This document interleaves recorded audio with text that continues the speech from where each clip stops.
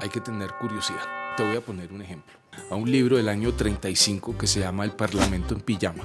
Es un libro hiper chismoso. Están en Cartagena con Laureano Gómez. Entonces que Laureano Gómez empieza a contarles que cuando Laureano vivió en Alemania, tuvo un amante hombre soldado en Alemania. No. Tú puedes leer toda clase de minucias. Por ejemplo, él cuenta la intoxicación con cocaína que se produjo Rafael Reyes.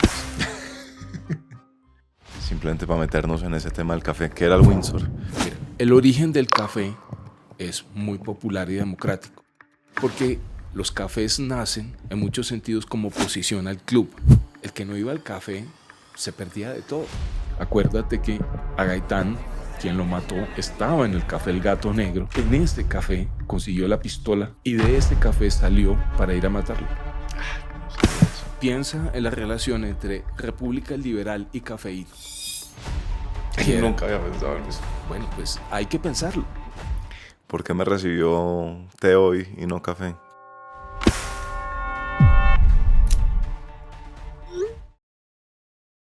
De no ser por Mario Jurczyk, es probable que muchas historias y anécdotas folclóricas de Colombia se hubieran perdido. Me da la impresión que sobreviven por ahora tan solo en su memoria, porque nunca las había escuchado.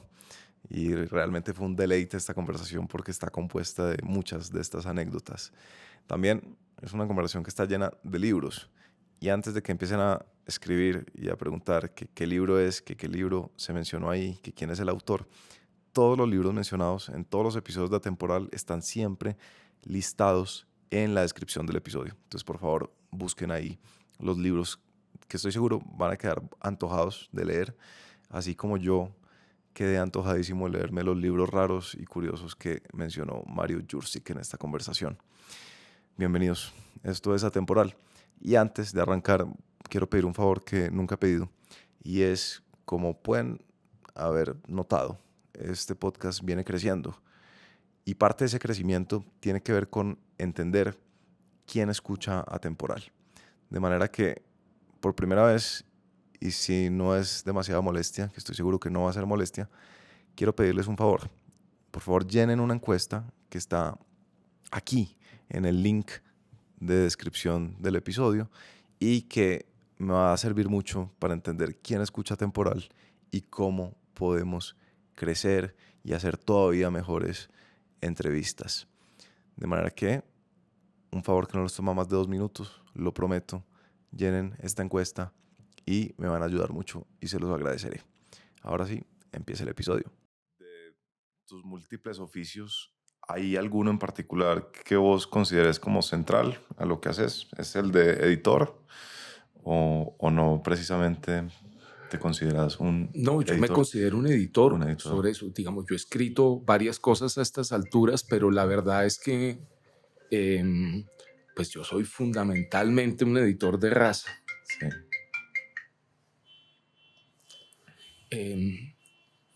Es un oficio. A ver, hoy en día en la universidad se estudia para ser editor, Sí. pero cuando yo empecé a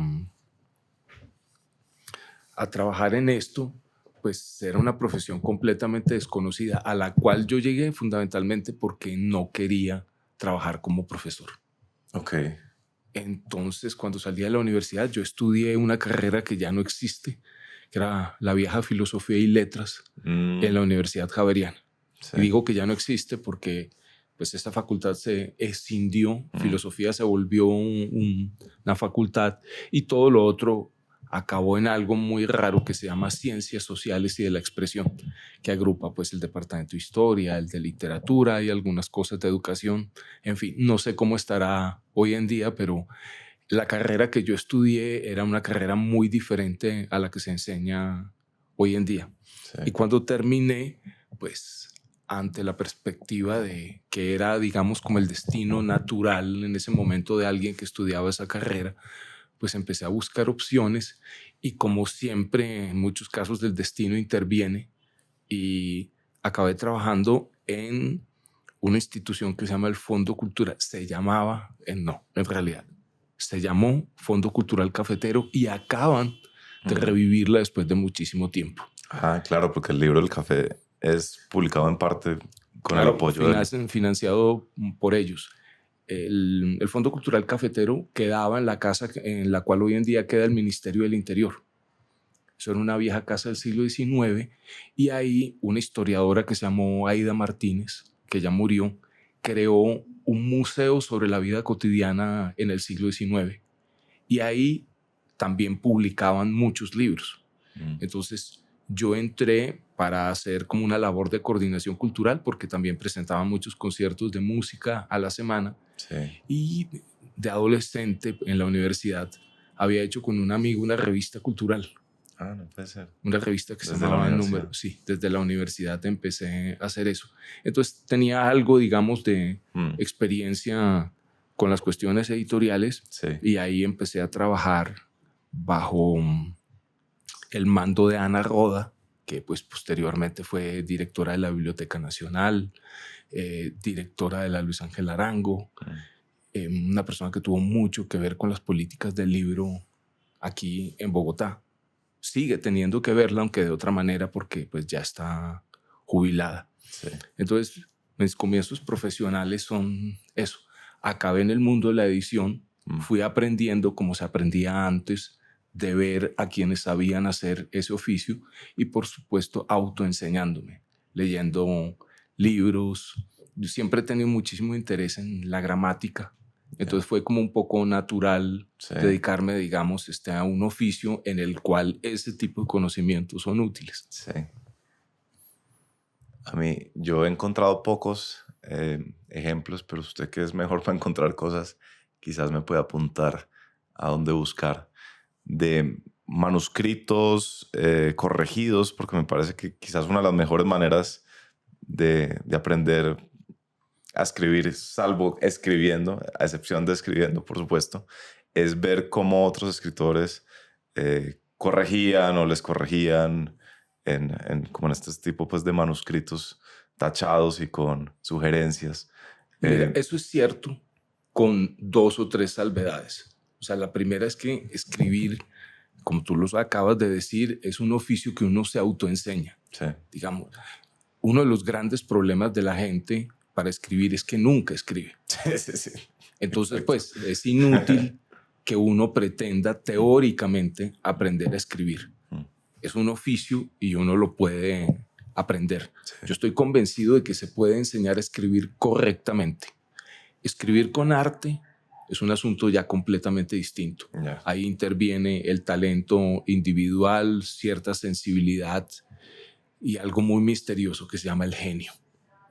En que hay personas que lo tienen en diversos grados, entonces son cosas distintas, pero la habilidad de poder comunicar por escrito algo debería ser una habilidad que tiene cualquier persona que pase por la universidad. Evidentemente no sucede así. Sí. Y yo tengo pues pruebas cotidianas de que el paso por la universidad, pues digamos, mira, aprender a escribir significa aprender a pensar.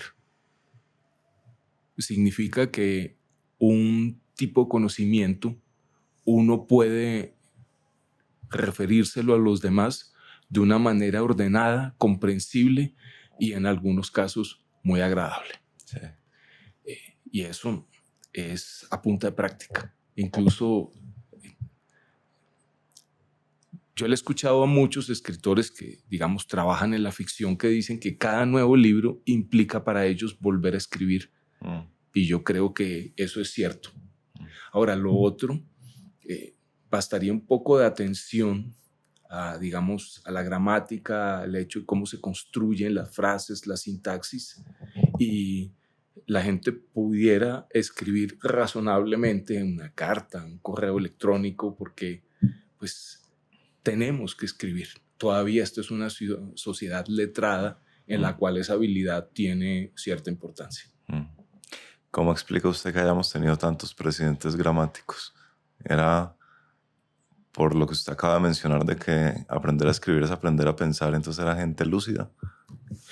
Eso eso se ha estudiado bastante, pero hay que hacer la salvedad de que eso fue cierto hasta hace, vamos a decir que la frontera fue en Belisario Betancur. Ahí se cierra Probablemente Betancur fue el el cabo de raza, como se solía decir antes, de ese tipo de presidentes. Mm. Mm, Digamos, la explicación básica es que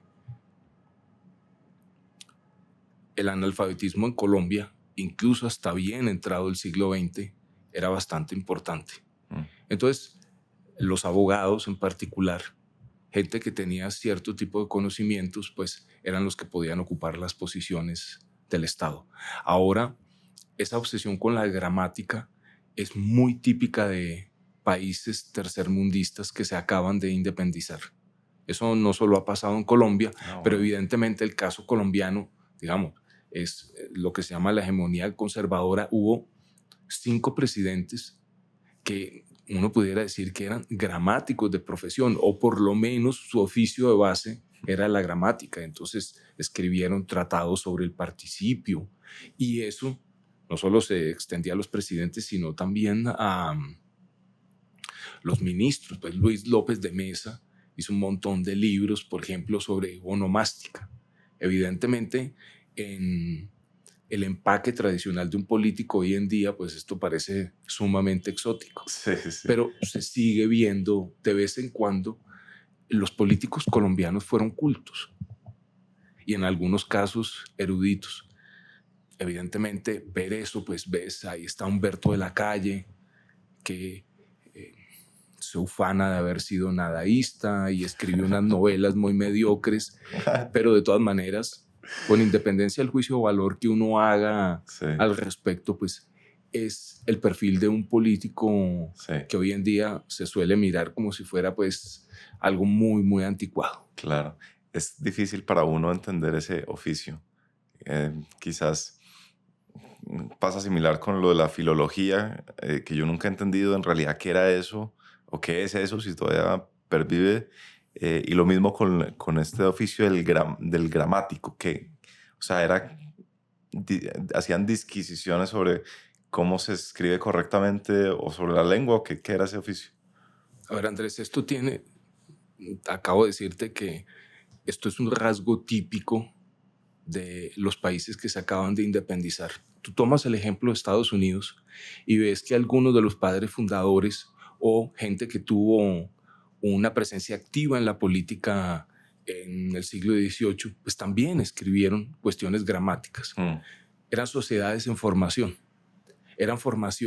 sociedades en las cuales el ciudadano, al menos desde el punto de vista ideal, se asumía que tenía que tener ciertas características. La urbanidad era una de ellas. El buen hablar, la elocuencia, Ya. eran otras. Entonces, todos estos personajes intentaron definir unos atributos que debería tener el ciudadano. Y aquí en Colombia lo que hicieron eso. Eso tiene que ver mucho pues, con lo que se llama el hispanismo, digamos, la Real Academia de la Lengua, que es una institución muy misteriosa porque no existe nada parecido en ningún otro idioma. Es decir, la Real Academia, como se concibió originalmente, una institución que se dedica a limpiar, fijar y dar esplendor, como era el lema que tenían antes, hoy en día completamente abandonado, pues lo que intentaba crear era una norma sobre cuál era el habla culta. Evidentemente eso llevó a muchísimos excesos. Esa tradición ha sido muy satirizada, con toda la razón, pero también es una tradición extraordinariamente rica. Me siento en las antípodas ideológicas de Miguel Antonio Caro, pero creo que era un hombre absolutamente extraordinario. Y mucho de lo que escribió me gusta, sin compartir para nada el fondo doctrinario que hay Ya. en esos textos. Eso es el otro caso que conozco bien yo, que es el de Rufino José Cuervo. También, pues, digamos, un hombre que casi con paciencia de santo se dedicó a hacer un diccionario. Esa fue su Y gran obra en la vida. esa fue su gran y fallida obra, porque no lo pudo terminar. No Pues, puede ser. digamos, Cuervo, en un sentido estricto, uno pudiera decir que escribió en realidad 2 libros. Las apuntaciones críticas sobre el lenguaje bogotano y ese, pues, diccionario de construcción y régimen, en que estuvo empeñado hasta el final de su vida y que es, digamos, para un escritor es muy útil, pero es curioso, Cuervo no vio para dónde iba el mundo de la filología lexicológica. O sea, no se dio cuenta porque él está trabajando en el momento en que aparecen, por ejemplo, los grandes diccionarios como el Larousse, que no son hechos por una persona, sino que es hecho por equipos y que tienen, o la enciclopedia Espasa en español, que era hecha por curas, pero que tenía, digamos, redactores. Y a diferencia de eso, pues Cuervo intentó escribir él solo Ya, todo el todo el diccionario. diccionario. Bueno, los primeros diccionarios fueron así, eran obras, pues digamos, Sí. hay además casos increíbles. El Oxford English, el diccionario, uno de los dos principales redactores, fueron como 5 o 6 en total, pero el que escribió la mitad de las entradas era un tipo que estaba convicto por asesinato y además, pues todo indica que estaba, digamos, tocado de la cabeza. Y sin embargo... Y sin embargo, ahí lo tienen. Qué interesante esa relación entre gramática y política, no solo en términos de que hayamos tenido 5 presidentes, sino de la gramática como una manera de moldear, ¿no? O de definir qué debe ser un ciudadano en esta Claro, sociedad. y eso estaba, digamos, eso estaba muy ligado, como te dije hace un momento, al hispanismo. Entonces, pues, eso pasaba, y por eso, digamos, muchos de los gramáticos fueron conservadores, pasaba por reconocer que España era la madre patria. Okay. Y el modelo de la lengua se suponía que lo definía España. Naturalmente, implantar eso, pues digamos que todos estos gramáticos intentaron que hubiera un reducto que era el idioma al cual no hubiera llegado la independencia. Pero pues eso, el mismo Cuervo no compartía esa cuestión. De hecho, muy poca gente sabe, a pesar de que lo tildan de que es muy conservador en sus usos, pero la verdad es que Cuervo fue toda la vida y escribió muchos artículos, por ejemplo, criticando de manera acerba el diccionario académico de la Real Academia, y por eso él hizo sus apuntaciones críticas sobre el lenguaje bogotano. Mira, eso te lo voy a poner con un ejemplo. Cuervo, cuando estaba muy joven, empieza su diccionario escribiéndole una carta a un personaje muy importante en la época sobre el uso de la palabra tetero. Okay.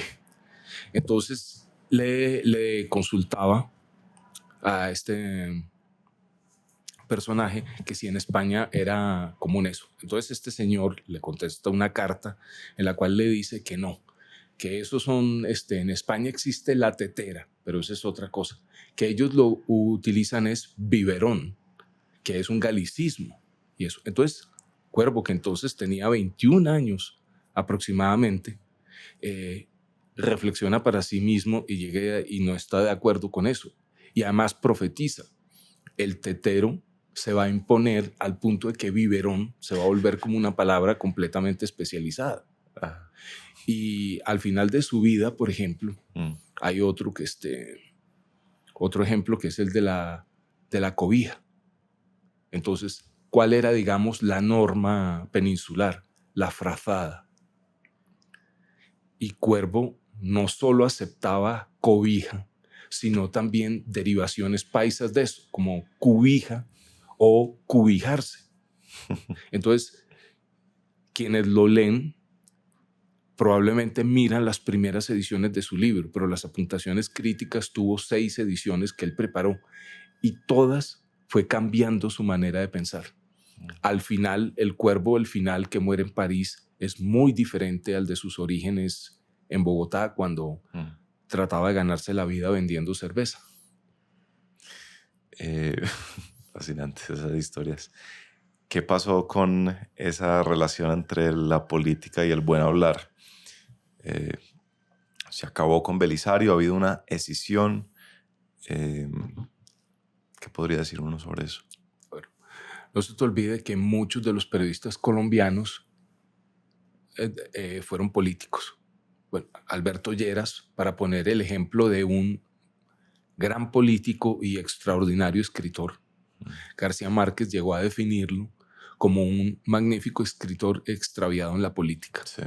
Pero era muy común que lo que se llamaban hombres públicos tuvieran que tener unas características básicas que yo rápidamente te diría: conocimiento importante de la literatura grecolatina, Okay. un conocimiento también importante de la literatura española, particularmente del Siglo de Oro, en algunos el afrancesamiento con las correspondientes lecturas de eso, saber escribir Sí. y saber hablar en público, la elocuencia. Eso era el bagaje, digamos, mínimo que tenía que tener un político. Entonces, eso se tradujo en que muchos de nuestros presidentes no solo fundaron periódicos, sino que escribieron activamente en la prensa. ¿Quién de los políticos actuales redacta aunque sea un tuit? Muy poco. Tenemos toda una generación desde hace ya muchísimo tiempo de políticos y letrados. Por supuesto, hay excepciones. Te dije Belisario, pero a lo mejor Alejandro Gaviria es el último representante de ese tipo, digamos, de hombres públicos que combinaban un gusto por la filosofía, por la literatura, con, en su caso, pues con conocimientos ya más técnicos. Alejandro es ingeniero, pues de base, Sí. y el ejercicio de la política.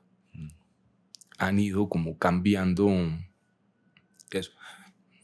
Es una pena, pero pues digamos porque escribir implica moldear el pensamiento y saber exponer argumentos. Sí. Bueno, nuestro actual presidente tiene un libro autobiográfico que no escribió él. Yeah. Y escribe en Twitter, pues eso le ha llamado mucho la atención a todo el mundo, con garrafales errores de sintaxis, de ortografía. Claro, dirán, lo que importa es el fondo, Sí. pero yo estoy convencido de que no hay la tal diferencia en fondo y forma. Por supuesto, uno puede diferenciar la cuestión, pero quien escribe mal, piensa mal. Usted es editor, pero digamos que la razón por la que yo lo invité es que, sin conocer mucho sobre su trayectoria, lo veo siempre sacando unas historias, escudriñando unas anécdotas en su Twitter que a mí, pues, que yo encuentro fascinantes. Entonces usted tiene esta afición a la historia, y me da la impresión que también la hace, y cuénteme más sobre cómo es su interés por la historia, pero la explora a veces desde objetos, ¿no? Entonces, ¿cómo es la historia colombiana desde el café? Por ahí le vi algo sobre las armas. Cuénteme un poquito su afición por la historia y ¿cómo se llama eso? De fijarse en un objeto y entender la evolución de una sociedad a partir de la evolución de su relación con el café o con las armas. Andrés, una vez más, yo no me defino a mí mismo como escritor. En mi Twitter dice simplemente sobre todo leo. Y eso es como, digamos, esa sí es mi verdadera marca de identidad. Desde muy niño tuve afición a la lectura y dura hasta el día de hoy. Entonces hago, por supuesto, las lecturas que tienen que ver con mi trabajo, pero también leo muchos materiales, ¿cómo te digo?, completamente peregrinos. Me interesan muchas cosas que no tienen que ver absolutamente nada con la actualidad. Sí. Entonces, pues a estas alturas, ya lo quieras o no, con una práctica pues de tantos años de leer libros y artículos de revistas, pues uno empieza como a descubrirse intereses particulares. En el mío, digamos, tiene que ver con lo que acabas de decir, o sea, fijarse como en un objeto y seguirlo a lo largo del tiempo. Entonces, por ejemplo, en mi caso, a mí me interesa mucho la historia de las bebidas y por eso he escrito mucho sobre el ron. Pues de hecho, en algún momento quisiera publicar una historia del ron en las Américas. He escrito, pues digamos, ya varias piezas largas a propósito de eso. También el café. Sí. Y también ahora estoy pues muy obsesionado con el color azul, por una cuestión es que hoy en día casi nadie se acuerda que en un momento en que todos los países latinoamericanos estaban tratando de definir como algunos productos que digamos que fueran como su carta de presentación ante el mundo, pues se ensayaron cosas como el tabaco, el café que todavía dura y eso. Pero hubo uno que fue el añil, que era cuando no se habían inventado los tintes sintéticos químicos y entonces el color azul, uno de los colores se producía a través de una planta que se llamó el añil y se soñó y en algún momento pareció que iba a ser posible que Colombia fuera un gran productor de añil, sobre todo cuando uno va, por ejemplo, por los lados de Barichara, los cultivos de añil, hoy en día las plantas de añil crecen silvestres en esa zona, Sí. pero se ha olvidado casi por completo el proceso por el cual se producía el color. Pero es una planta Es una planta. y su único uso es Exactamente, colorar. exactamente, sí. No. Claro, y entonces, pues digamos, todas las sociedades indígenas conocieron bien el añil. En México hay un redescubrimiento de eso. Entonces, pues, esas son las cosas que me Sí. interesan a mí. Sí. Y pues uno de ellos ha tenido que ver con el café, pero no en el sentido tradicional. O sea, en Colombia se han hecho estudios extraordinarios sobre el café, pues vamos a mencionar pues simplemente de Marco Palacio, que ya es un clásico absoluto, pero cuando yo leía esos libros siempre me llamó mucho la atención que nadie parecía referirse a cómo el café se fue imponiendo en el gusto de los colombianos. Y esa pregunta no es banal porque Colombia era un país chocolatero. Sí. La bebida favorita de la mayoría de la población era el chocolate. Así que cambiar a una bebida que es por definición amarga, pues implicó muchísimas transformaciones. Sí. Entonces, me ha interesado explorar cómo fue que pasó eso, pero también vincular lo que es otro de... Cuando uno habla de bebidas, tiene que hablar de sociabilidad. Porque claro, uno puede tomar pues cosas solo en la casa, pero muchas de las bebidas se usan para convocarse, para estar con otras personas, para debatir a través de eso. Entonces me ha interesado como perseguir qué es lo que ha pasado alrededor de esas bebidas. Y en el caso del café tiene que ver con una institución muy importante en la vida colombiana, ya no lo es tanto, que fue el café, ya pues como establecimiento, no como producto. Sí. Entonces, he intentado, digamos, seguir estas dos cosas. Sí. ¿Qué pasó con la aceptación progresiva de la bebida y qué pasó con los establecimientos llamados café? A todo el mundo se le olvida, Andrés, que Bogotá era una ciudad de cafés. Sí. En un libro, digamos, colectivo, hicimos un mapa de los cafés bogotanos cuando Bogotá era una ciudad, digamos, reducida a lo que es el centro hoy en día. Y tú veías que a lo largo de la carrera séptima, arriba, sobre la séptima o en las calles aledañas, había una cantidad enorme de cafés. Y eso definió como la impronta de la ciudad desde comienzos del siglo XX hasta, diría, los años 70. Sí. Hoy en día, claro que hay cafés, pero esa relación entre periodismo y cafés y el tinto, la bebida, pues ha sido una relación poderosísima en la vida colombiana. Hay toda una etapa del siglo XX que está definida por esa tríada. Entonces, me ha parecido como interesante explorarlo. Los cafés, la gran mayoría quedaban al lado de los periódicos. Entonces, el café era casi que una cámara de eco natural para todo lo que se escribía y se publicaba en los periódicos. Para que nos metamos en esa época, voy a leer aquí una parte del libro que usted compiló sobre el café. ¿Cómo se llama? Mira, he hecho pues digamos dos libros que tienen títulos muy similares. Uno que se hizo en el 2015, que se llama El Impúdico Brebaje. El Impúdico Brebaje. Y este que acaba de salir, que es un libro que hice, es una antología de textos con un prólogo largo mío, se llama La Casa del Impúdico Brebaje. Okay. Entonces, Pues en este segundo lo que hago es recopilar. Ahí solo hay como que 15 textos, Sí. hay, pero pues yo tengo un archivo en que hay unos 60 y pico. Ah, sí. Entonces, lo que me interesaba mostrar es que la vida intelectual Sí. pasaba por los cafés, Sí. al punto de que hay un término muy despectivo que todavía se sigue utilizando, que es intelectual de café. Porque ¿qué iba? La gente en los cafés hacía lo que tú y yo estamos haciendo acá, hablando de todo y de nada, componiendo el mundo, echando globos. Sí. Bueno, Permítame leer un pasaje de uno de esos textos. Este es del de Germán Arciniegas, sí. que está en su libro que, repito, se llama La casa del Púdico impúdico brebaje. brebaje. Entonces escribía esto Germán Arciniegas.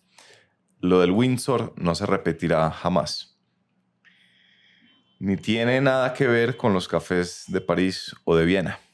Es el café de los hombres solos que no se quitan el sombrero y recitan sonetos, consumiendo tinto o sifón, mientras en la calle rueda el tranvía de mulas, sube el Partido Liberal y, para no romper la costumbre bogotana, llueve a cántaros y se muere de frío.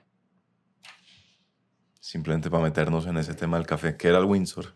Bueno, mira, el Windsor no fue el primer café que hubo en Bogotá. Hubo otros cafés, pero es el café como emblemático. Lo fundó en el año 1912 Agustín Nieto Caballero, que es también el fundador del Gimnasio Moderno. Sí, claro. Bueno, me perdonas, tengo una gripa espantosa, pero tranquilo. bueno. Entonces, el Windsor, digamos, tuvo diferentes localizaciones, pero en principio pues estaba ahí un poco, pues digamos, al lado de la calle 13. Cuando se funda, acuérdate que el río todavía pasaba por ahí. O sea, la calle 13 hoy en día está peatonalizada, encementada, pero ahí debajo hay un río. Wow. Y entonces ese río entonces existía, estaba al descubierto, y el Windsor quedaba poco después de ese puente. Era un lugar muy pequeño y ahí se reunían todos los jóvenes que entonces estaban llegando a la mayoría de edad, lo que se han llamado, pues, en algunos casos, los centenaristas.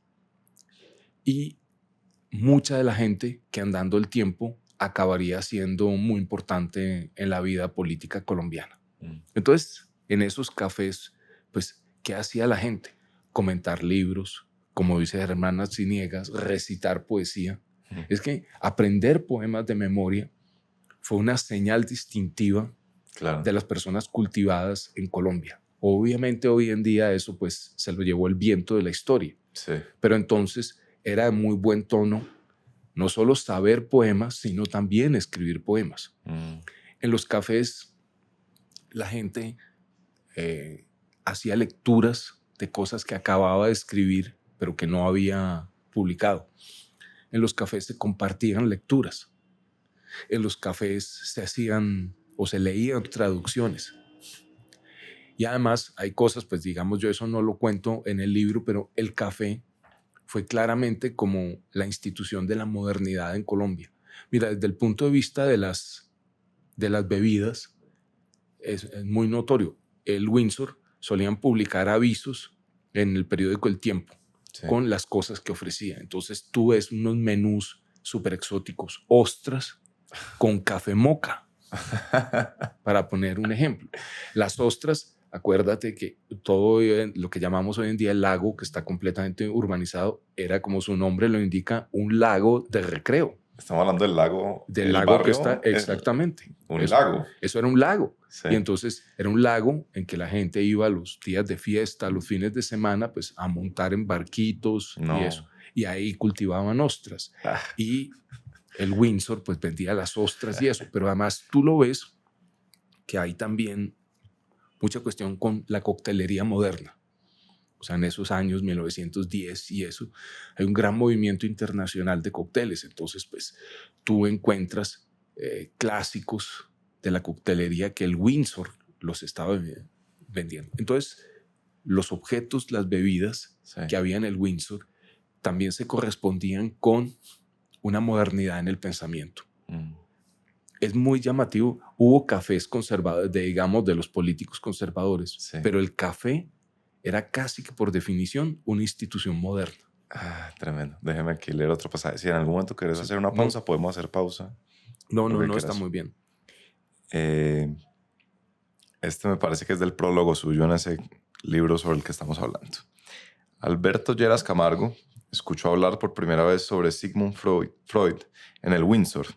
Luis Vidales se convirtió al comunismo tomando tinto con el ruso Silvestre Sabatsky en La Cigarra, y José Luis Díaz Granados se familiarizó con Napoleón gracias a los relatos de las batallas de Austerlitz o Waterloo que hacía León de Grave en el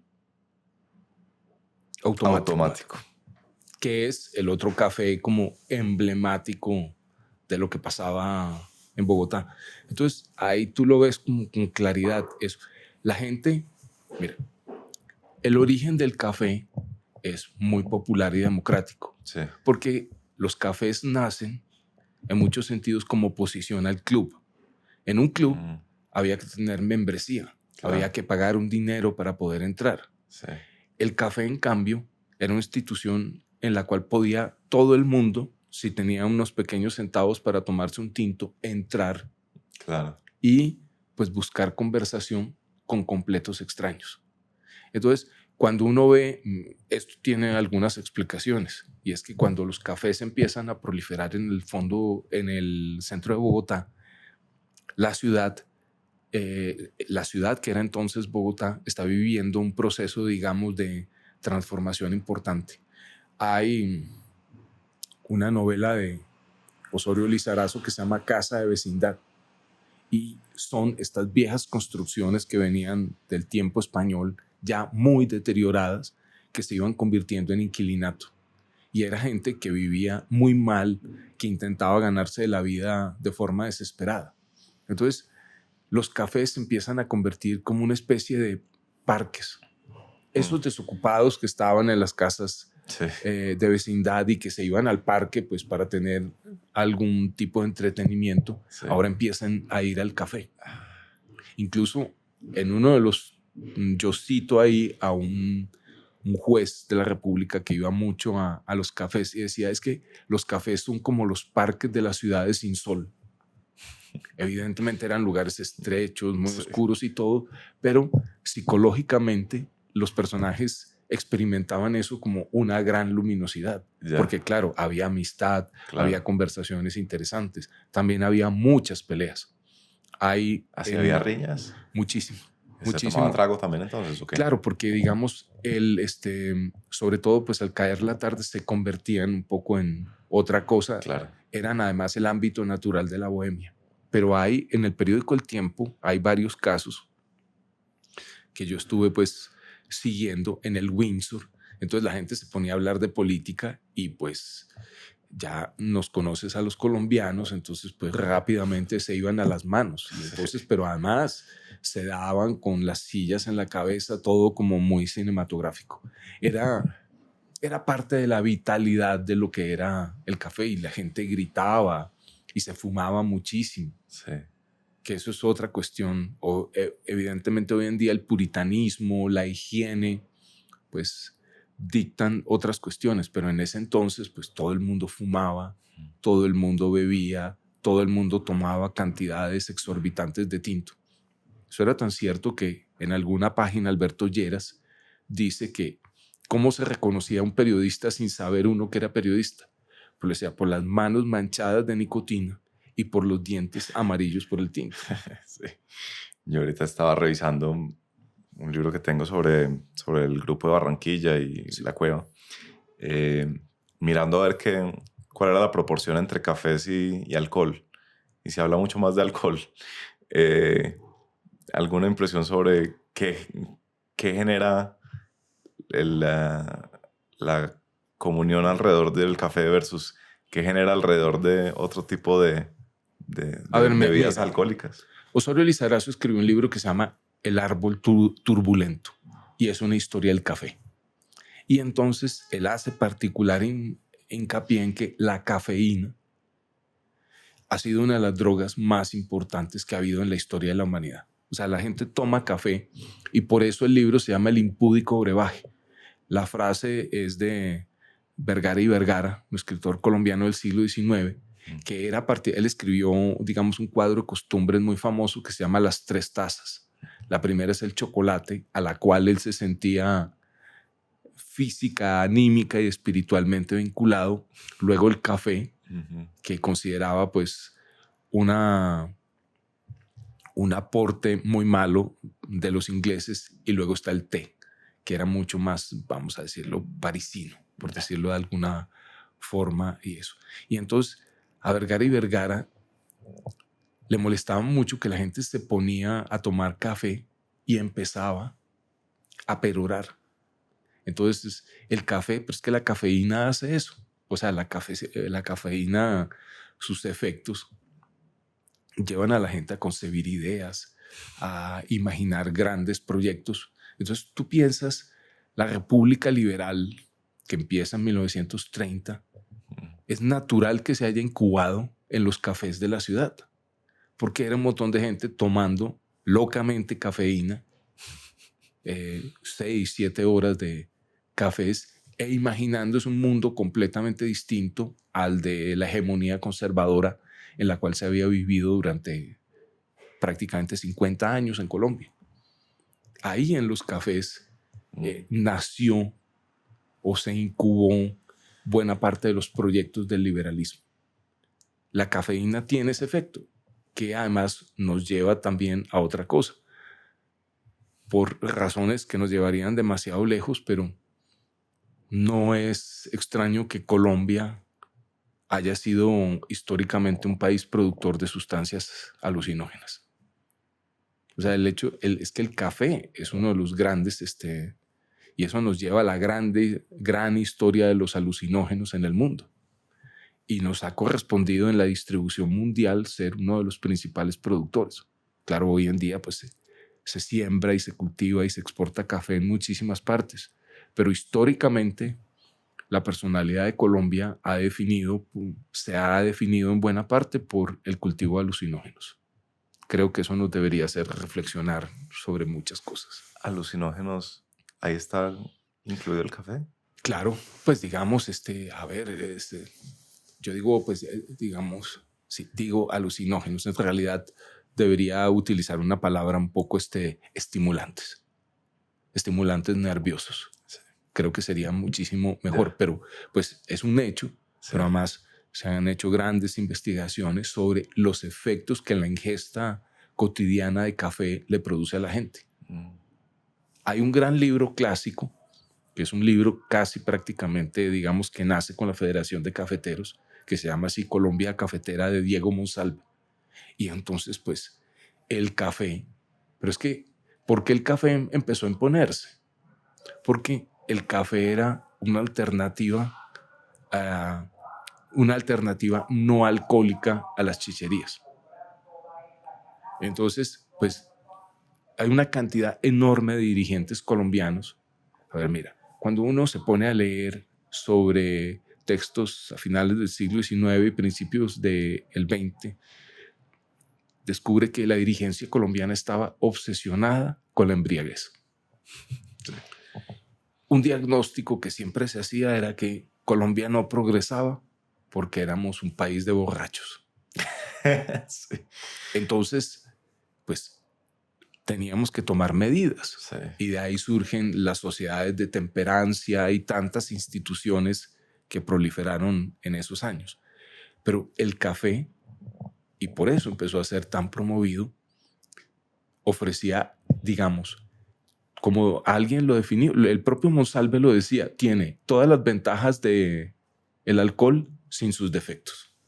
Entonces, claro, sí. El café te excita, el café te pone a conversar, café te pone alegre, pero evidentemente pues no lleva pues a las locuras de querer matar gente y ponerse agresivo. Sí. Y eso.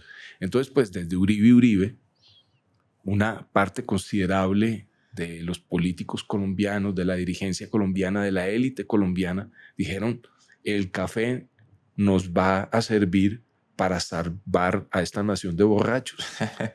Así quedó escrito en el libro, voy a leer. Dice, esa nueva bebida no solo debía devolverle la sobriedad a la nación ebria, sino ser un tónico en el sentido original de la palabra, una sustancia capaz de excitar la actividad orgánica, recuperar el vigor perdido y encauzarlo hacia actividades productivas. Claro. Entonces, pues, tú ves, piensa en la relación entre república liberal y cafeína. Nunca había pensado en eso. Bueno, pues hay que pensarlo, hay que pensarlo. O sea, yo creo que la República Liberal, y pudiera demostrarlo, es un producto en parte de la ingesta cotidiana De café. de cafeína, ¿sí? Increíble. Pero al mismo tiempo, y déjeme también leer otra parte, decía, una de las razones por las que se miraba con desconfianza a los cafés era porque en ellos se abandona la noción de producción. Entonces salió el tiro por la culata porque No, pero se claro, lo reemplazó que la pasa, bebida, pero hubo establecimientos de café que se dedicaron a la pérdida del tiempo. Andrés, muy seguramente siempre has oído hablar de los efectos no deseados o efectos colaterales de una política. Claro, se intentó promover de esa cosa, pero ¿qué era lo que pasaba? La gente se iba al café, tomaba tinto y entonces empezaba a lucubrar toda clase, pues, de paraísos artificiales en su cabeza. Y entonces los cafés, paradójicamente, se habían impulsado como instituciones en las cuales la gente se iba a animar a trabajar. ¿Y qué fue lo que acabó pasando? Que la gente iba al café, estaba muy activa, hablaba pues, hasta por los codos, pero pues se pasaba horas y horas en el café, no en la oficina ni en la fábrica, como se quería en la política original. Sí. Entonces, la historia está llena de esas paradojas y es muy interesante pensarlas, pues digamos, bajo esa luz. ¿Por qué me recibió té hoy y no café? Porque yo me arruiné, Andrés, el estómago tomando café en otras épocas. Ya. Entonces, pues no, tomo, pero digamos, como tomo muchísimo té, Ya. porque si tomara esa misma cantidad de tinto, pues creo que Ya. no dormiría, Ya. me trasnocharía más de lo que me trasnocho. Y se Entonces, preocupa de no estar estimulando sus facultades ideativas, como decía sí, Uribe Uribe. ¿Era exactamente. Uribe Uribe el Sí, que decía eso? Uribe, sí, exactamente. Sí, claro, pues digamos, pero piensa una cosa, la Coca-Cola tiene cafeína. Porque o sea, lo que se ha dicho de la Coca-Cola, lo decían del café Sí. en otros momentos anteriores de la historia. El elemento base es la cafeína. Evidentemente tiene mucho azúcar también, pues la Coca-Cola, pero digamos, son bebidas muy asociadas con la productividad, entendiéndola pues en el sentido lato de hacer cosas, pero también de idear cosas. O sea, todos los sueños que han nacido en compañía de una taza de café, pues son inmensos. Sí. ¿Qué tanta curiosidad le ha causado a usted este grupo de Barranquilla? El hecho de que se hayan reunido, digamos, García Márquez, Cepeda Zamudio, Obregón, que eso haya sido, digamos, que hayan contenido a grandes artistas, digamos, un pequeño grupo de amigos. ¿Usted le ha echado cabeza a esa historia? Pues a ver, mira, lo que pasa es que aquí hay un puro elemento de azar. Es que mi mamá, que quedó huérfana cuando era muy niña, se crió con sus primos Olivella. Y una, pues que tiene más o menos, mi mamá hoy en día va a cumplir 85 años. Una de sus primas se casó con Nereo López. Digamos, las dos hijas de Nereo las tuvo con esta prima de mi mamá, que se llama María Mercedes Olivella, que también está viva. Entonces, el grupo de La Cueva, el grupo de Barranquilla, para mí, mucho antes de que yo oyera hablar eso, era un señor costeño, súper desabrochado, que yo veía en mi casa. ¿Este que señor era Nereo López? Nereo López, exactamente, que es el autor de buena parte de las fotos que están en ese libro sobre La Cueva. Entonces, mucho antes de saber eso. Entonces, volvemos a lo mismo. La Cueva era un bar de cazadores. de gente que tenía interés en la casa primordialmente, y se convirtió en un tertuliadero de intelectuales. Volvemos a el esquema que te describí al comienzo. Es una bebida, que en ese caso era el ron blanco, que tomaban mucho, alrededor de la cual pasan un montón de cosas y alrededor de la cual se reúne un montón de gente que tiene afinidades selectivas entre ellos. Entonces Se tomaba más era ron blanco. tomaban ron blanco. Ya. Entonces, bueno, y evidentemente, pues es interesante ver un poco, pues había en esa época un ron que se llamaba ron negrita, que también se tomaba bastante. Hay un cuadro ¿cómo se llama? De Roda, que es un dibujo, pues digamos, de Cepeda Zamudio, y al lado hay una botella de ron que dice Ron La Cueva. Ahí dice en el cuadro. Creo que esa foto está ahí en ese libro. Ajá. O sea, Cepeda Zamudio está frente a ese cuadro y ahí se ve Ron La Cueva. Entonces, volvemos a lo mismo que me ha interesado. Una bebida y la sociabilidad que se ha creado en torno a esa bebida. Sí. ¿Cómo es el contraste de los cafés de ese entonces con los de hoy en día? Bueno, la primera cuestión es que cuando los cafés florecieron, la ciudad tenía un centro muy definido. Entonces, y eso duró así hasta los años 70. Pero hoy, pues, Bogotá es una ciudad de 8 millones de habitantes. Entonces, la posibilidad de que haya un sitio en que pudiéramos todos encontrarnos o encontrarse con la gente interesante o que a uno le parezca interesante de la ciudad, pues es mucho más remota. De todas maneras, sigue existiendo algo de eso, pues digamos, ahí está La Florida, que no era exactamente un café, sino una pastelería, pero es, digamos, el superviviente glorioso de aquellos tiempos. Y luego yo veo que se hace mucha tertulia en el Pomerillo, en el Andino.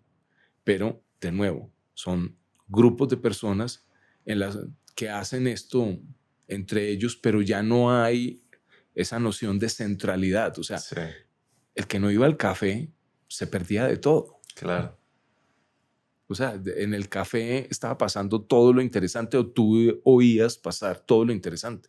Por eso los cafés estaban llenos de periodistas y de gente, y por eso los cafés estaban llenos sobre todo en la época de la dictadura, estaban llenos de detectives encubiertos. Claro, porque se conspiraban en los cafés. Exactamente, se conspiraban en los cafés. Y en la vida colombiana eso tiene pues, mucho sentido porque acuérdate que a Gaitán, quien lo mató, estaba en el café El Gato Negro, que quedaba al frente de la oficina de Gaitán.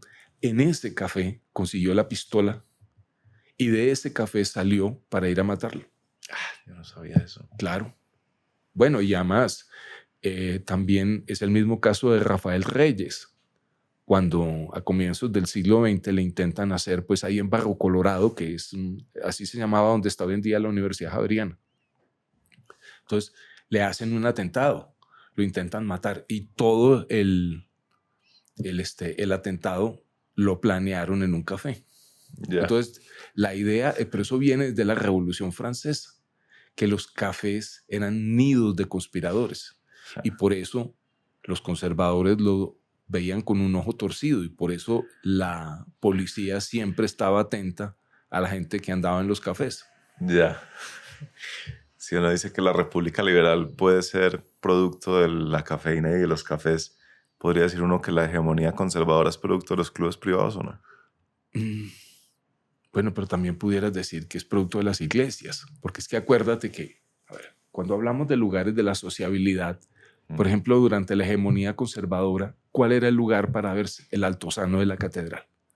Entonces había... ¿Qué es el Altozano? Perdón. El Altozano era como, pues digamos, la gran explanada que había al frente de la catedral. Y entonces en Bogotá, durante mucho tiempo, si uno quería dejarse ver y ser alguien, pues tú ibas a caminar a las 5 de la tarde al Altozano de la catedral. Entonces, sí, pongámosle el Altozano de la catedral en oposición al café, si es que queremos pensarlo de esa manera. Sí. En uno de los textos del libro de Antonio Caballero, él dice que la pregunta de por qué se acabaron las tertulias en los cafés es imposible de responder. ¿Usted tiene alguna respuesta? A ver, mira, yo acabé metiéndome en esto porque el Instituto Distrital de Patrimonio y Cultura, pues en un momento quisieron revivir los cafés. Entonces empezaron a dar ayudas.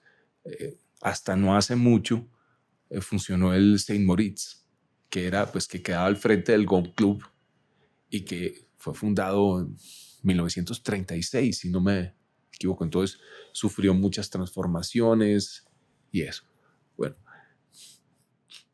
y luego entonces, pues digamos, se hicieron un montón de acciones muy bien intencionadas al respecto, pero yo siempre veía eso con escepticismo, porque la tertulia es un fenómeno muy espontáneo. Entonces, te diría más bien que lo que yo estoy observando es que las librerías han intentado convertirse en cafés. Entonces, la cuestión tertuliar alrededor sobre libros, sobre autores, tener unas conversaciones, están intentando incorporar en su seno algo pues que queda muy natural, porque en los cafés se hablaba muchísimo de libros y la pasión por la literatura y otras cosas. ¿Por qué ciertas formas de sociabilidad se imponen sobre otras? Es muy misterioso. O sea, digamos, tratar de hacer eso deliberadamente no es fácil porque los resultados siempre van a ser inciertos, ¿sí?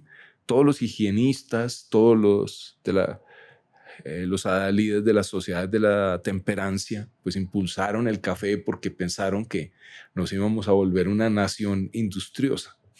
Y fíjate que el café se convirtió como en sinónimo de vagancia. Sí. O sea, el vago pues es el que se la pasa el día entero en el café. Sí, sí, sí. Pero muchos de esos vagos estaban haciendo cosas interesantísimas en los cafés. Claro. Entonces, la historia siempre tiene sus elementos paradójicos. Sí. Y eso es parte pues de lo muy emocionante y atractivo de leer historia. Sí, yo tengo una impresión sobre la historia en Colombia y sé que mucha gente comparte esta impresión y yo pues la he ido quizás moderando, pero a mí me da la impresión que no había nada escrito sobre Colombia, que en realidad aquí pues, por supuesto, están como los grandes libros como de historia general, como de una nación a pesar de sí mismo y Jorge Orlando Melo y bueno, están esos. Pero aparte de esos, a mí siempre he tenido como esta impresión como dónde están las biografías emocionantes sobre nuestros presidentes y ese es pues solo un ejemplo. Usted, que es mejor buscador que yo, ¿qué impresión tiene sobre la producción de historia en Colombia? A ver, mira, primero, hay que tener curiosidad. Entonces, eso lo lleva a uno a libros pues, muy particulares. Te voy a poner un ejemplo. A un libro del año 35 que se llama El Parlamento en Pijama. Lo escribió un representante que se llamaba Pedro Juan Navarro. Y entonces tú ves en ese libro un tipo contando cómo funcionaba el Congreso colombiano por dentro. Y entonces es un libro hiper chismoso, completamente pues desaforado, eso, no sé. Aquí me acuerdo de una cuestión, él relata, este tipo era costeño, están en Cartagena con Laureano Gómez y entonces que están tomando trago y pues digamos hay como una noche magnífica y propicia como para las confidencias. Entonces que Laureano Gómez empieza a contarles, como dice él, con un brillo soñador en los ojos, que cuando Laureano vivió en Alemania, tuvo un amante hombre soldado en Alemania y que entonces Laureano les hacía una evocación muy lírica y les dejaba ver las nostalgias profundas que tenía por ese soldado alemán. No. Y hay miles de cosas como eso. O, por ejemplo, un libro que nadie nunca menciona y que para mí es uno de los libros fundamentales de la historia colombiana, que se llama La historia de mi vida, de Julio H. Palacio. Julio H. Palacio era un costeño de buena familia que estuvo en el periodismo, que estuvo en la política y lo contaba todo, porque tenía una vocación de chismoso que yo hoy en día agradezco. Entonces, tú puedes leer toda clase de minucias, cómo se vestía la gente, cómo eran los baños. Por ejemplo, él cuenta en uno de sus libros, una cosa muy divertida, la intoxicación con cocaína que se produjo Rafael Reyes. Y entonces es completamente deslenguado. Y hay muchísimos libros. A ver, El Tío, que es una especie de biografía negra sobre los santos. Bueno, ese libro, entonces hay todos unos misterios, que la familia Santos mandó a recogerlo todo. Eso es mentira. En la Luis Ángel Arango está el pinche libro. Eso es simplemente como curiosidad. Ya. O volviendo más atrás, un libro que a mí me gusta mucho, Medardo Rivas, que era un impresor y, digamos, educador y político del siglo XIX, que escribió un libro que se llama Los Trabajadores de Tierra Caliente y que cuenta, pues, lo que era hacer una finca en el Tolima en el tercio final del siglo XIX. Sí, Lo que era cultivar allá. sí. Entonces, mira, yo lamento que en Colombia se han escrito algunas muy buenas biografías, pero por razones que no me explico, pues no es un género que haya sido muy cultivado de un tiempo para acá. Bueno, hay digamos, un monumento que es la biografía que Fernando Vallejo escribió sobre Barba Jacob. Es uno de los grandes libros colombianos de los últimos años. Okay. Pero también se hicieron, no sé, por ejemplo, Patricia Pinzón de Lewin escribió una biografía de Esmeralda Arboleda que está bastante bien. Y entonces hay anécdotas, hay anécdotas buenísimas que casi que, digamos, revelan un mundo,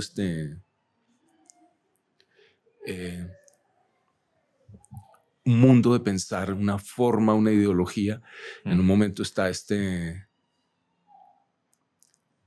Esmeralda hablando con uno de esos tipos, pues, que no le gusta que las mujeres entren a la política, porque eso fue una idea que durante mucho tiempo se tuvo. Entonces ella le dice, pues no creo, las esmeraldas estamos llamadas a brillar.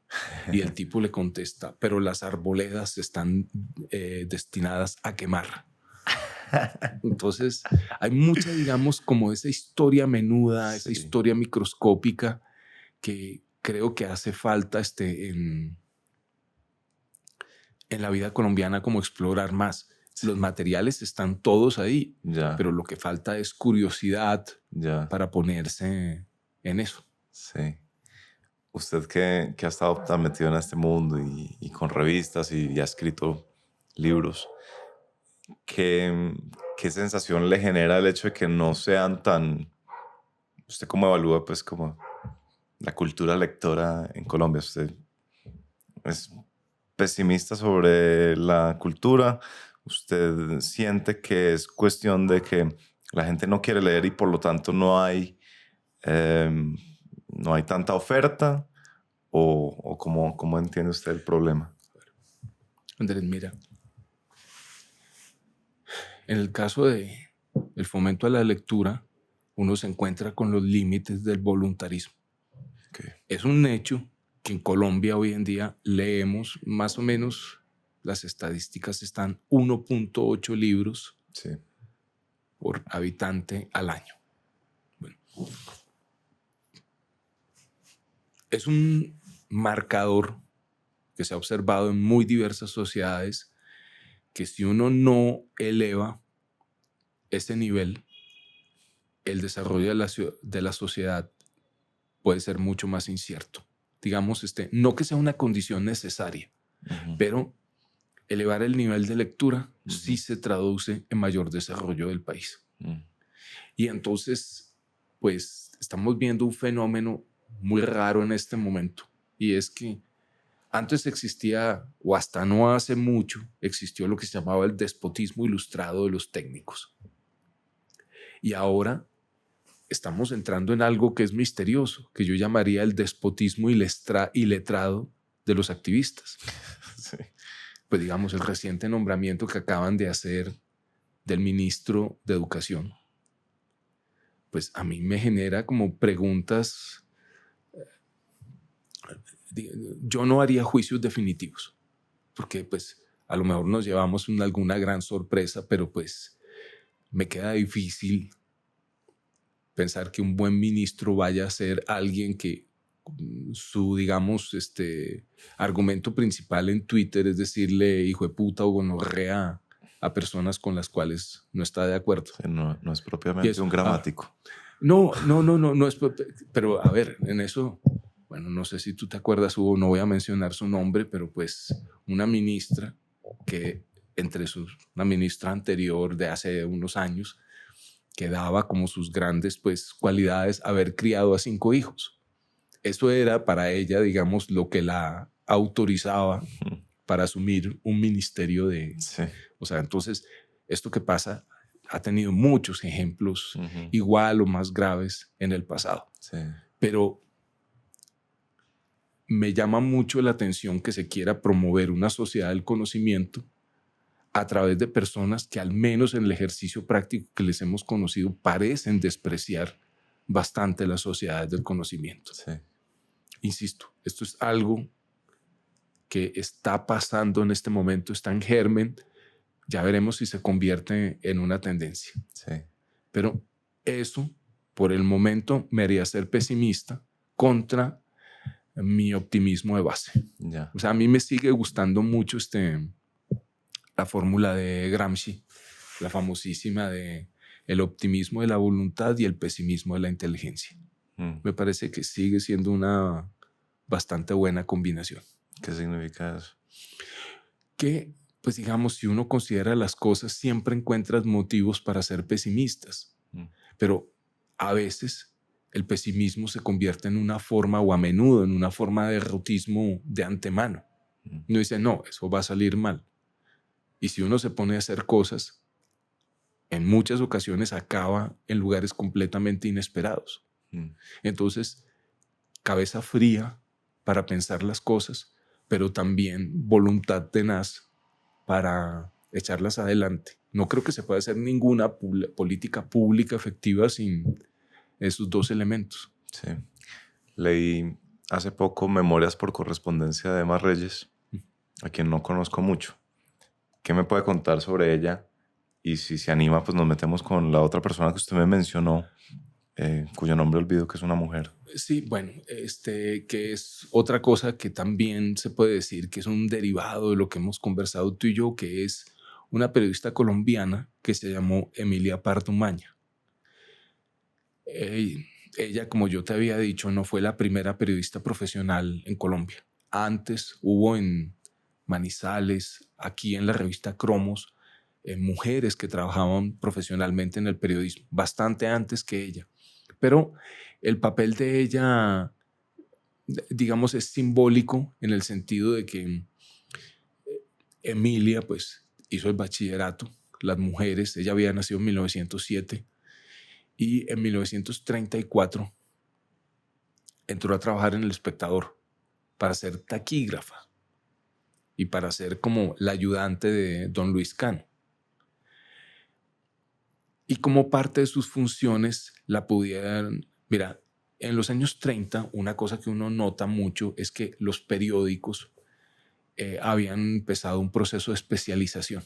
Entonces tú miras prensa del siglo XIX y todo está mezclado con todo. La política, con la ganadería, con los avisos de libros y eso. Entonces, el proceso que empieza, digamos, en los años 20 y se va profundizando con la República Liberal es hacer periódicos en los cuales hubiera secciones y que hubiera periodistas especializados. Entonces, los periódicos solían tener 12 páginas. Eso era lo que tenían El Tiempo, El Espectador en aquellos años. Entonces, la página 11 solía ser la página de vida social. ¿Y qué había en vida social? Pues simplemente noticias que eran unos pequeños, lo llamaban sueltos o breves, que decía: el señor Andrés Acevedo se está recuperando de una gripa muy fuerte que contrajo en su viaje a la laguna de Guatavita. Le deseamos pronta recuperación. Sí. A Emilia la ponen a hacer eso. Mm. Ella era una chica de sociedad. Su abuelo materno fue uno de los hombres más ricos que hubo en Colombia en el siglo XIX, si no el más rico. Pues digamos, todo eso que se llama hoy en día el Charquito era la hacienda familiar de los Pardumaña. Entonces ella entra y empieza a escribir estas cosas, y empieza a escribir primero sin firma, como unas pequeñas notitas sobre la vida cotidiana que ella veía. Esas notas empiezan a llamar la atención, entonces le dan una columna siempre en la página de Vida Social. Entonces cada vez se va haciendo ella más popular. Entonces esto se traduce en que hacen uno de los primeros, yo creo que fue el primer consultorio sentimental que hubo en un periódico colombiano. Entonces ella crea un personaje que se llama la doctora Kiki, y entonces la gente mandaba cartas y ella daba consejos. No. Estamos hablando de los años 30, No. que eran muy sorprendentes. Pues, por ejemplo, una mujer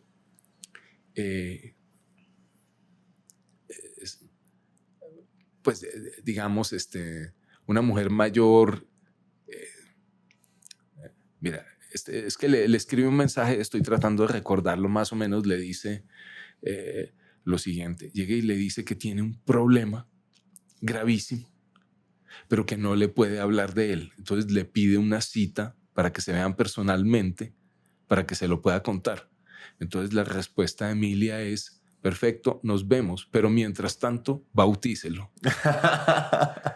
Era las cosas que escribía. Ella no había escrito nunca nada. Entonces eran muy desabrochadas, era muy chiquita, medía 1,49. Entonces fumaba muchísimo, eso. Y lo mejor de todo esto es que ella estaba en un diario conservador, pero era muy goda por tradición familiar. Entonces, como sus columnas empiezan a volverse muy conocidas, y por eso ella representa ese papel simbólico como de primera periodista colombiana, que eso sí creo que no recuerdo, y puede que de pronto lo haya, otra mujer que haya escrito las páginas editoriales, porque la pasan de la página 11 a la 4, que era la de los columnistas. Eso. Y ella, entonces, esto pasa muy rápido. En 1938, ella era una estrella del periodismo en Colombia. O sea, y entonces tú miras, entonces, por ejemplo, las cartas de los periódicos. Entonces, montón de gente, señores sobre todo, pues escandalizados con ella y escribiendo cartas de protesta y eso. Entonces, es muy interesante porque tenía una mezcla como entre algo como un poco frívolo, desfachatado, y una cosa como muy, muy aguda. Bueno, Emilia empieza a finales de los 30, en el 39, creo 40, pasa a trabajar en el Siglo. Además, ¿El Nuevo Siglo? No, en el Siglo, que era el periódico que habían fundado Laureano Gómez, Ya. con ¿cómo es que se llamaba que era un costeño, José de la Vega, que andando el tiempo, pues José de la Vega tenía una hija que se llamaba Marisa Vega, que acabó siendo pues la suegra de Misael Pastrana Borrero, y por lo tanto la abuela de Andrés Pastrana, que era también periodista y escribía ya en el Siglo. Entonces Emilia, y además la razón por la cual, más que su ideología, que tendía a ser conservadora, era como muy sencilla. Ella jugaba bridge en un hotel del centro de Bogotá 2 o 3 veces por semana con José de la Vega. Ya, así terminó en el... Y entonces acaba en el Siglo. Entonces ella empieza ahí y lleva muy poco tiempo trabajando en el Siglo, y le dan el intento de golpe de Estado a López Pumarejo en Pasto. y Emilia la acusan de ser una de las cabecillas de esa insurrección. Entonces le hacen un consejo de guerra. Ella es, creo que te lo dije, la segunda mujer después de Policarpa Salabarrieta que ha sido sometida a un consejo de guerra en Colombia. Wow. Bueno, salió bien librada de eso, pero eso implicó que se fue porque evidentemente entendió que se le habían cerrado pues las puertas. Entonces se va a Europa.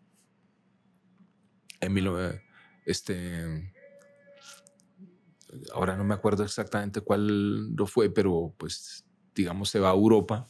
Porque, bueno, digamos de la cuestión esta, ella se exilia esto fue como en el 45, y se exilia con Laureano en Ecuador un tiempo, pero ella tenía un hermano que también escribía en El Tiempo, que se llamaba Camilo, que era cronista taurino, y era un borrachín impenitente. Entonces el tipo parecía que se estaba muriendo. Entonces ella regresa del exilio y ahí es que la apresan y le hacen El consejo. Bueno, como sale bien librada, sigue trabajando en el siglo, pero en un momento también rompe con Laureano Gómez. Entonces ahí es que se va a finales de los 40 a Europa. Y allá, en París, se conoce y vive durante un tiempo largo con Emma Reyes. Muy recientemente, por un azar impresionante, encontré una correspondencia entre ellas dos. Muchas cartas. Entonces, ahora estoy pues como embarcado en ver si un artículo muy largo que había escrito lo convierto como en una pequeña biografía sobre Emilia, porque claro, como siempre pasa, uno escribe algo y después eso. Pero lo de Emilia es muy interesante porque, mira, me voy a saltar el capítulo europeo porque, digamos, pasaron muchas cosas.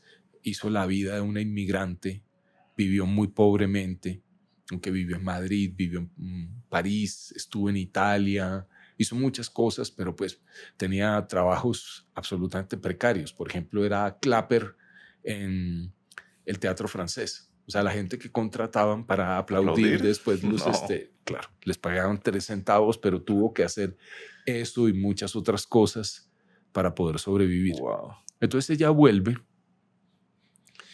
y es parte de un proyecto que hoy en día está completamente perdido. Y es que el fundador de los Andes decide hacer en los años 50 un periódico que nadie ha visto, porque es un periódico que duró 6 meses, 5 meses, que se llamó El Mercurio. Entonces era en un momento de censura, entonces no se podían publicar artículos políticos.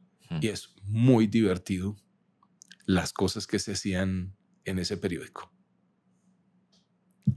Entonces Emilia pues trabaja ahí y ahí escribe una serie de crónicas que se llama Memorias de un mal periodista. O sea, sí, evidentemente en esa época la corrección política no existía, entonces Claro. eso. Y es un documento extraordinario porque lo que cuenta es cómo alguien como ella pudo llegar a trabajar en los grandes diarios colombianos. Tremendo. Lo del Mercurio pues dura poco tiempo. Sí. Y luego ella sigue colaborando mucho en El Siglo, pero pues ya era una mujer que tenía muchos excesos en su vida, pues fumaba mucho, bebía muchísimo, tenía una vida pues como muy desordenada y una vida, digamos, con grandes afugias económicas. Entonces en el 61 ella tenía 53 años y eso, le da un infarto y se muere. Y ahí quedan, no sé, 4.000, 5.000 artículos de periódico, de los cuales se habrán publicado 200, si acaso. Republicado 200, 300. Hay un par de libros y eso. Y es una periodista que la lees hoy en día y no parece fechada. Tenía una prosa muy vivaz, que un tono muy desenfadado que todavía se leen con mucho gusto. Mira, es que a mí lo que me pasa mucho, Andrés, es que también me interesa, vamos a suponer que hay una foto de los principales personajes de la vida colombiana. A mí no me interesan los que están en la primera fila, no me interesan los políticos, los presidentes, los generales. Me gusta la gente que está en la tercera e incluso cuarta fila. O sea, figuras menores, pero que me parece a mí tuvieron vidas muy atractivas, a veces muy trágicas. Eso, entonces, no sé, te pongo un ejemplo, escrito sobre el profesor Howard Rochester. El profesor Howard Rochester era un maestro de la Universidad Nacional que llegó a Colombia en 1935. Era jamaiquino y era negro. Y lo contratan primero en el British Council y después en la Universidad Nacional.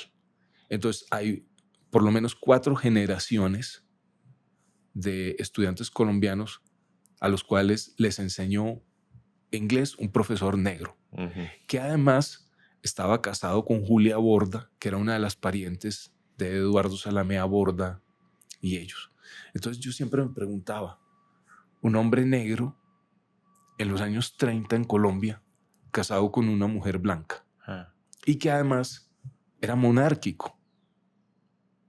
Ahí, pues, Moisés Basserman me contó una vez que era muy provocador en las clases. Era atildadísimo, entonces, pues, en una época en que los profesores se vestían como con mucha corrección, pues, el profesor Rochester estaba 4 pisos más arriba, con unos ternos ingleses, siempre con su paraguas, con gabardinas, muy exquisito. Además tenía muy buena figura porque era alto, como flaco, le quedaba muy bien la ropa. Entonces estaba con los estudiantes dando una clase y de pronto pues pasaba un avión encima de la Universidad Nacional. Te estoy hablando de los años 70. Entonces el profesor Rochester, que había sido actor, hacía una pausa como teatral, miraba hacia el cielo y preguntaba, ¿ustedes qué creen, muchachos? ¿Que va secuestrado para Cuba? Esa gente me interesa. Me interesa hurgar en la vida de esas personas porque tú te encuentras además en la prensa y eso, que el profesor Rochester era un tipo muy, muy apreciado. Entonces, claro, te planteas cosas. Hoy en día se discute mucho sobre raza y eso, y evidentemente la mayoría de la población negra estaba muy discriminada. Pero te preguntas, si un negro era extranjero, entonces la discriminación era menor. Y fue un profesor, además, con una ética increíble. Mira, yo estuve leyendo la correspondencia de él que hay en la Universidad Nacional. Todas las conferencias que lo invitaban a dar y que le pagaban, el dinero lo usaba para comprar libros para la enseñanza de inglés que estuvieran en la Biblioteca Nacional. Puede ser. Éticas de otros tiempos. ¿Cómo más investiga uno personajes? No, porque te los vas encontrando, porque es que te los vas encontrando en todas partes. Pero ya cuando usted se fija y dice, yo quiero aprender sobre este señor, entonces correspondencia en la Universidad Nacional, ¿dónde más busca usted? Pues lo que pasa es que empiezas, pues, dependiendo de la cosa. A ver si, no sé, últimamente me he interesado mucho en un periodista que se llamó Lino Gil Jaramillo, periodista del Espectador, que escribió un libro, absolutamente está en el libro de los cafés. Hay un capítulo en que cuenta su amistad con Barba Jacob y Barba Jacob, el poeta, pues, en los cafés bogotanos. Entonces, este señor hizo un montón de cosas extraordinarias porque, pues, trabajó en periódicos de la costa. Él era de Pereira, pero, digamos, su carrera profesional estuvo en Chile trabajando, estuvo también en periódicos de Barranquilla, pero el grueso de su carrera lo hizo en el Valle. Y allá es muy conocido, incluso en Cali hay un colegio que lleva su nombre y ese tipo de cosas. Bueno, tú lees lo que escribió y tenía muchísima gracia, y además fue uno de los miembros del Partido Comunista, cuando ser comunista en Colombia era pues muy, muy mal visto y estabas muy arrinconado en la vida y eso. Y entonces leo los libros de este señor que tendían mucho a la crónica. Por ejemplo, su libro Tripulantes de un barco de papel, el libro que escribió sobre El Espectador, es una maravilla de libro. Entonces, claro, empiezo muchas veces con los libros. A veces hay por ahí familiares que en muchos casos son muy generosos. Te abren álbumes, te muestran cartas, te dan pistas. A veces hay gente que conoció a estos, entonces vas y los entrevistas. Y luego están los archivos, están las revistas, están los periódicos y hay muchos rastros de esas vidas que han quedado ahí. Y entonces, pues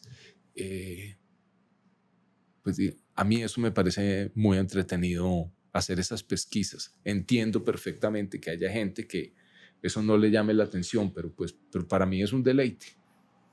¿Cómo ha sido su trayectoria como lector?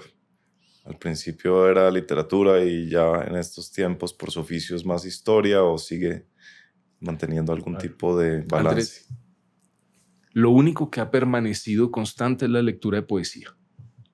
A mí me sigue, o sea, de adolescente leí mucha poesía, la juventud también, y sigo leyendo mucho poetas, pero mis gustos sí han ido cambiando. Entonces, yo me considero pues no un desertor, pero un huérfano de la novela. Digamos, contra el lugar común, me da la impresión que en las novelas no está pasando, o por lo menos no está pasando lo que a mí más me interesa. Entonces, hoy en día, que es un género que a mí me encanta, hay una especie de ensayo híbrido que nunca es fácil de clasificar, que tiene algo autobiográfico, sí, que tiene, digamos, la parte argumentativa, pero también tiene investigación histórica.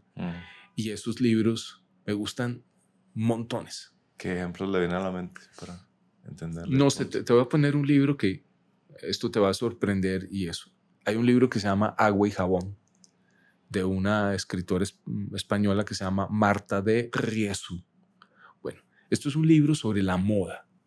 Okay. Pero te doy la definición y al mismo tiempo me arrepiento de habértela dado, porque el libro es muchísimas otras cosas.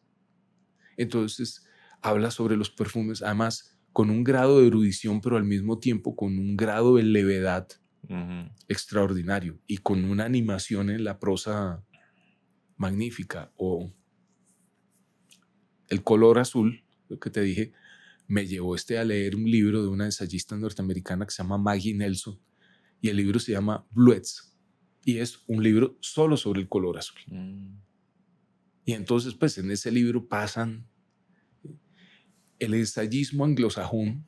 Me gusta mucho a mí porque, digamos, tiene una gran libertad, no solo en el pensamiento, en la elección de los temas, sino que está escrito magníficamente.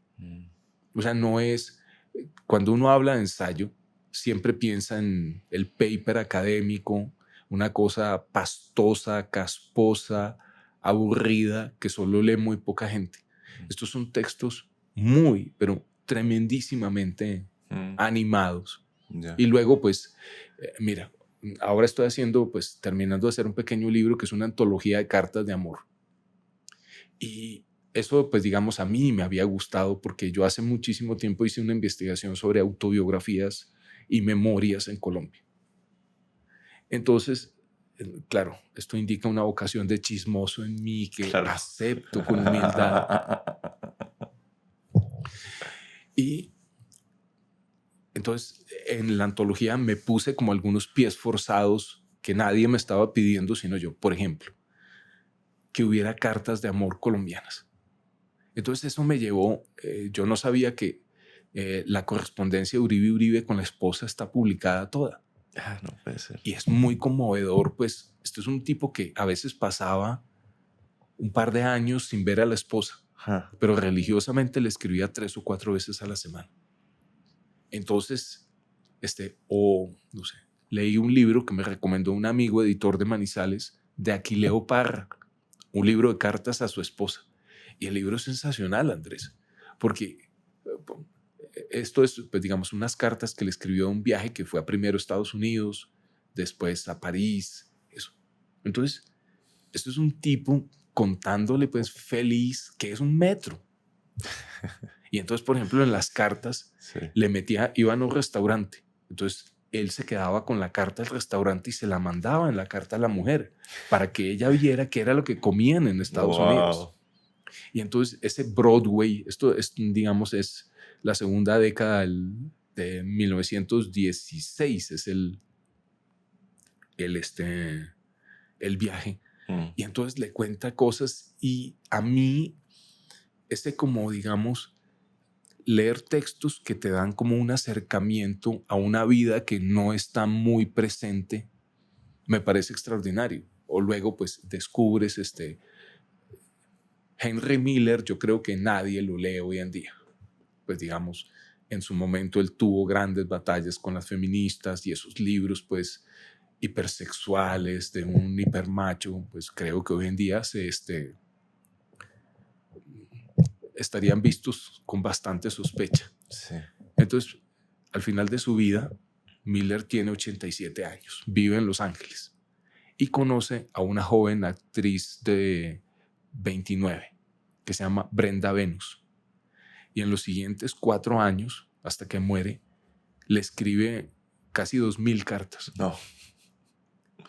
Y entonces ese hombre que está con toda clase de problemas físicos, o sea, le han dado infartos, tiene apenas puede caminar, está ciego de un ojo, le dan toda clase pues de achaques que tiene una persona de esa edad. Y entonces tú lees las cartas y esto es un volcán enamorado. Y entonces, y en un momento le escribe una carta, pues además son cartas hipersexuales. Y entonces, a ver, Andrés, soy muy consciente de lo que estoy diciendo hoy, Sí. transgrede como digamos Sí. lo que se considera aceptable hoy en día. Pero mira, esas cartas son absolutamente extraordinarias.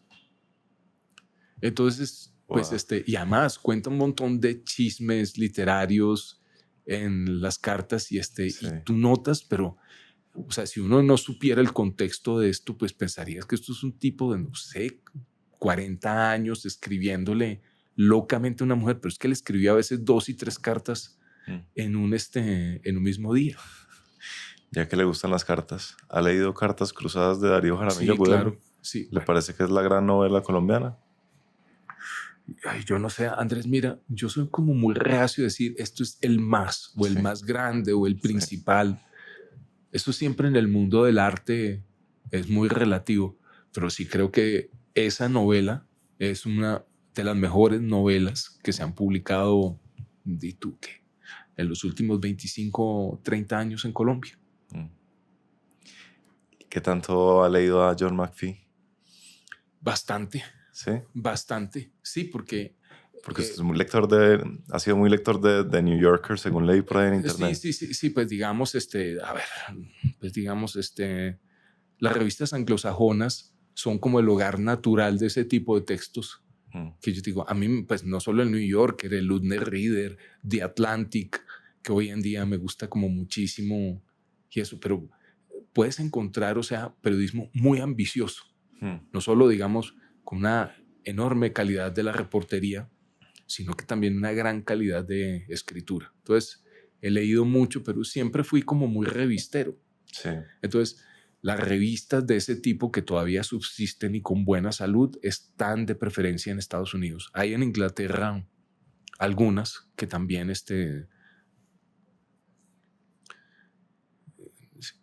o por ejemplo pues The Economist, que es una revista muy rara porque pues salvo los columnistas nadie firma Mm. y a menudo tienen artículos muy, muy buenos. Sí. Entonces es un tipo, digamos, de texto, de pensamiento, de forma de pensamiento que me gusta Sí. bastante. A mí me ha fascinado McPhee.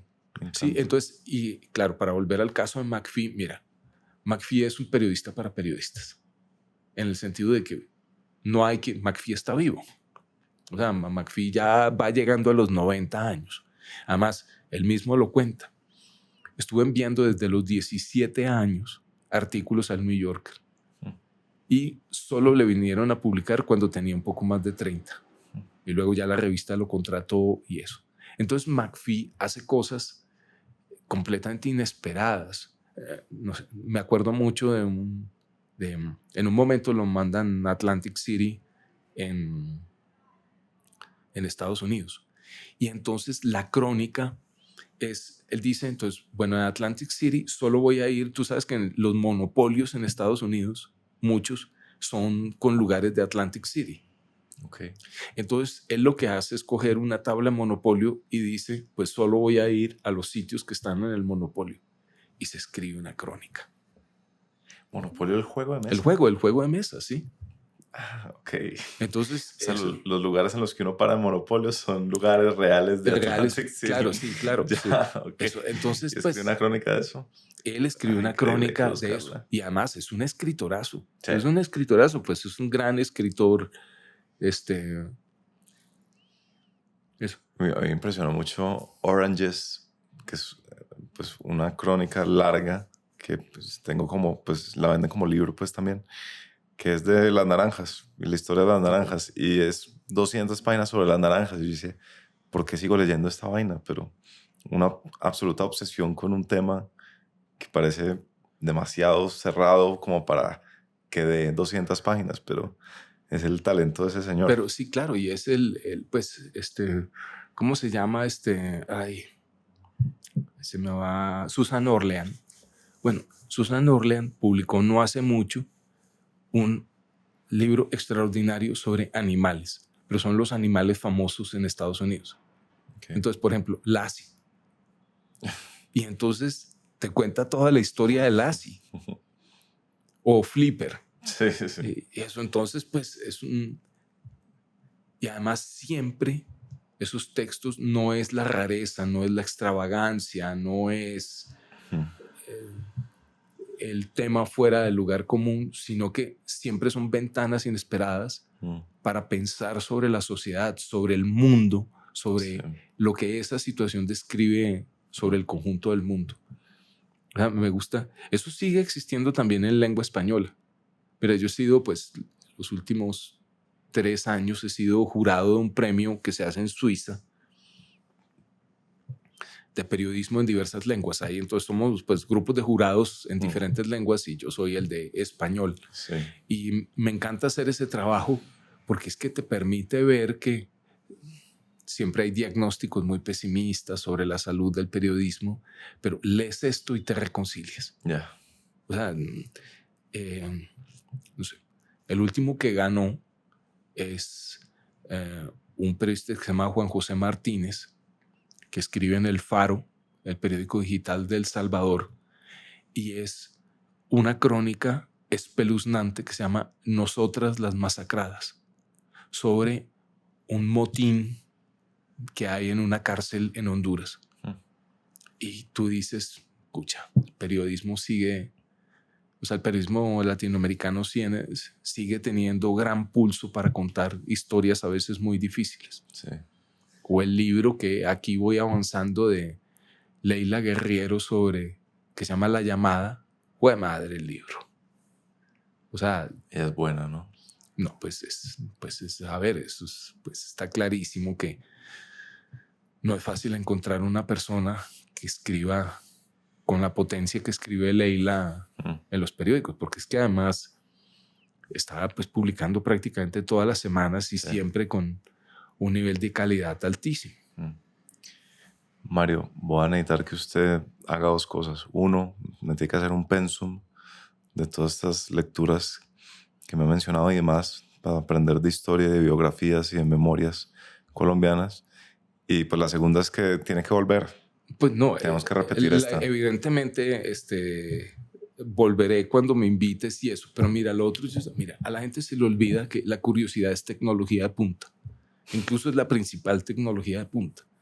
Entonces, más que lecturas recomendadas que lo puedo hacer, libros que a mí me gustan por distintas razones, es dejarse sorprender.